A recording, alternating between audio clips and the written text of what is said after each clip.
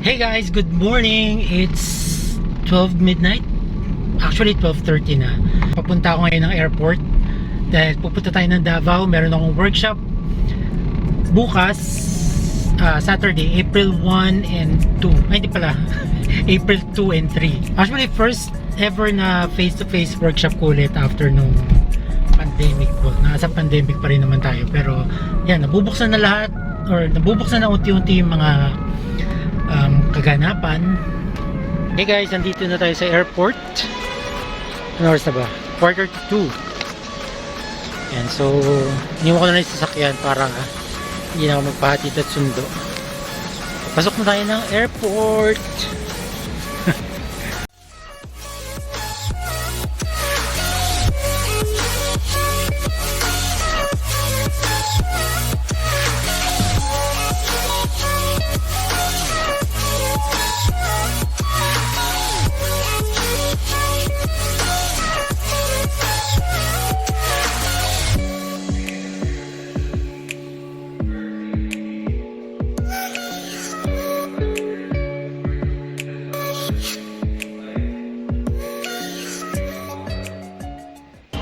Walang coffee shop na bukas, kaya nakatunga nga lang tayo. Hindi ako nakapag-work. So layo pa nang hintayin natin. Mga 6 hours pa.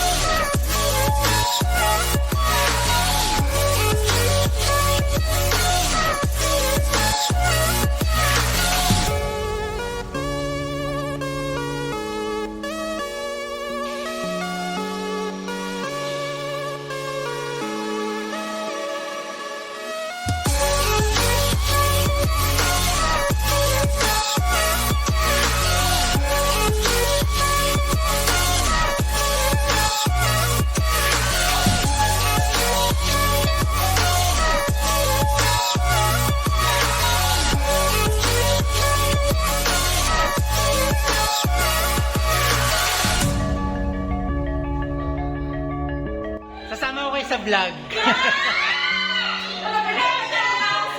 Good morning. Sir, makaintindi na lang Bisaya. Naku, hindi ako nakakaintindi. Tagalog na tayo.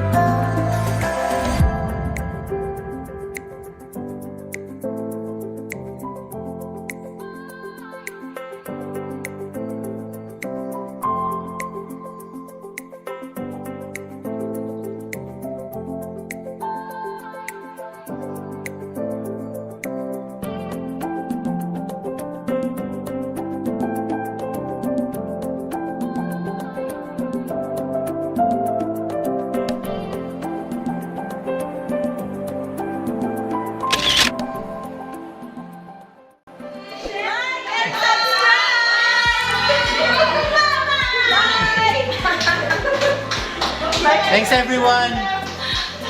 Thank you, share. Like, comment, and subscribe.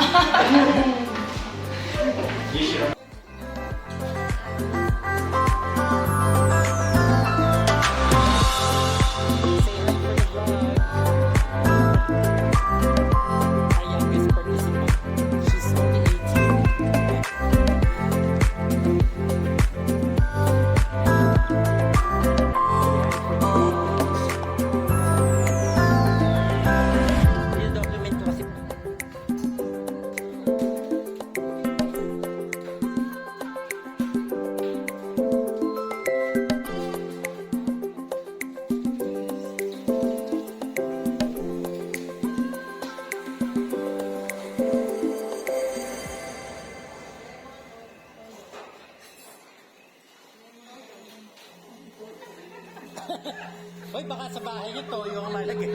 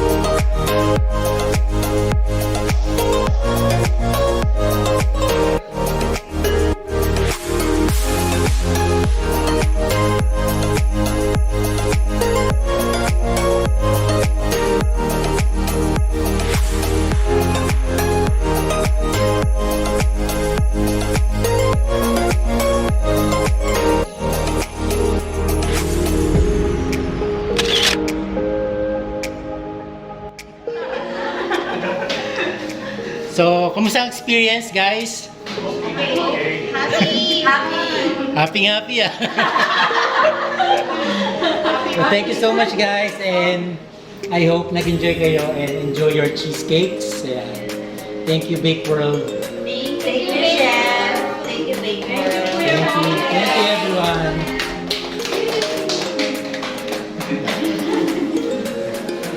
Thank you, guys. Bye-bye. Oh, like and subscribe.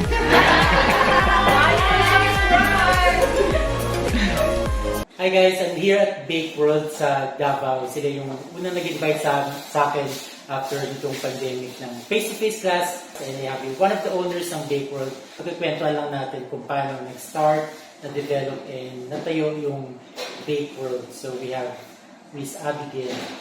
Hi. Thank you, Chef. Thank you, Chef. Thank you so much for inviting me dito sa Davao. It's our pleasure.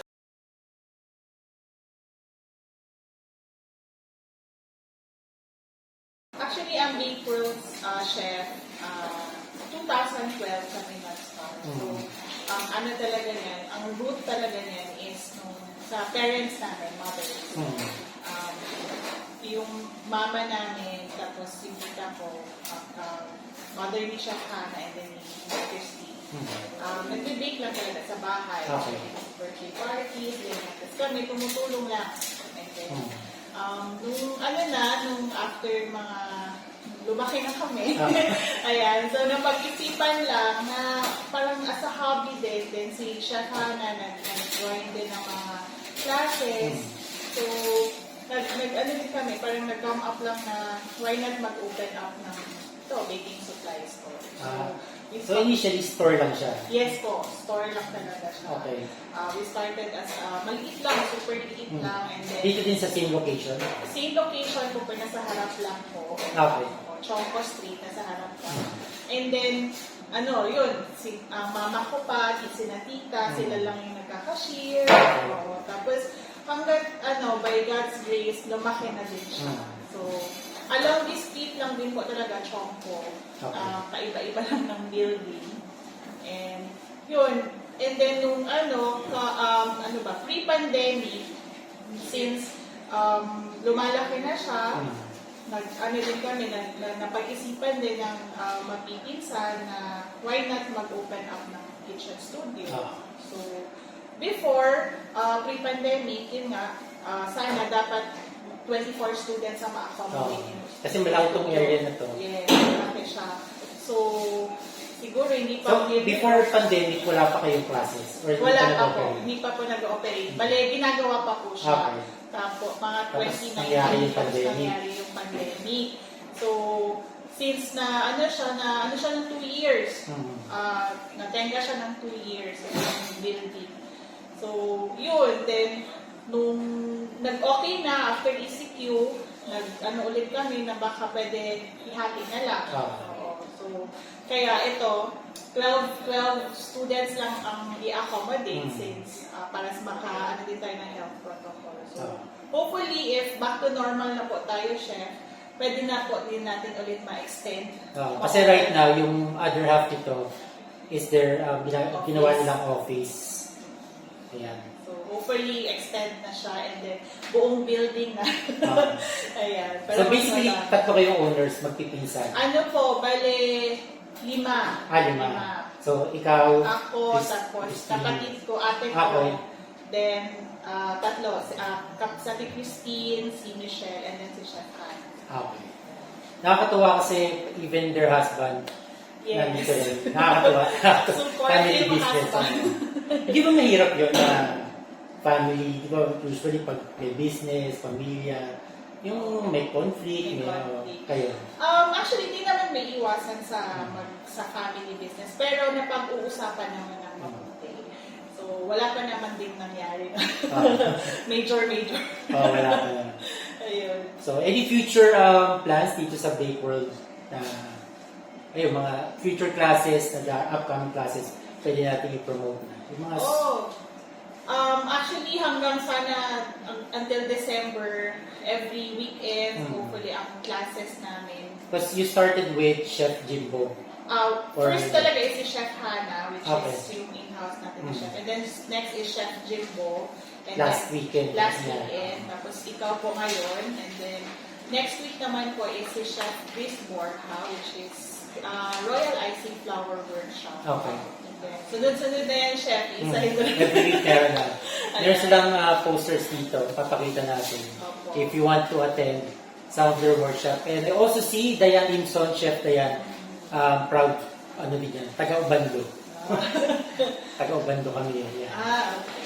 So, mostly mga local chef and then taga-Manila. Yung mga well-known talaga kagaya. Hindi naman.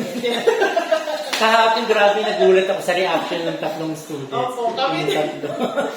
Na-stars up. Actually, chef, ang aming experience during the inquiries, uy, si Chef Boy, si Kuya Boy, sabi ko, sige naman, join na kayo, join. So, usually ang nag-enroll dito is mga fans. Opo. Nagulat nga ako kasi, nung pandemic, nag-online class ako, ang dami nang umattend, surprisingly, madami pa rin. Marami pa rin waiting. Yes po, marami tayong waiting. Kasi ang naman nila, feedback naman po nila is, iba talaga yung hands-on. So, nakikita mo talaga kung paano. Saka meron siyang finished product. Yes, yun talaga ang kanilang pinakahintay nila. Nasarap namin yung cheesecake cups version, cupcake version. Ito yung share ko para sa Bakeworld family. Para matry naman nila kasi wala kaming extra na cheesecake sample. Inugay lahat ng attendees. Sakto lang at 12 flavors. Which is sulit naman. Sana magustuhan nyo. Of course, Chef. And then, may rerun kami kay Chef kasi in demand yung workshop ni Chef Boyan. So, meron kami April 28. So, hopefully, puno yan para madaming classes na yung workshop na yung dates natin kay Chef Boyan. Alright. So, yun lang guys. Again, thank you ako sa Bakeworld family for inviting me dito sa Davao. This is actually my third time to visit Davao. And this after pandemic, first time to be in Bakeworld.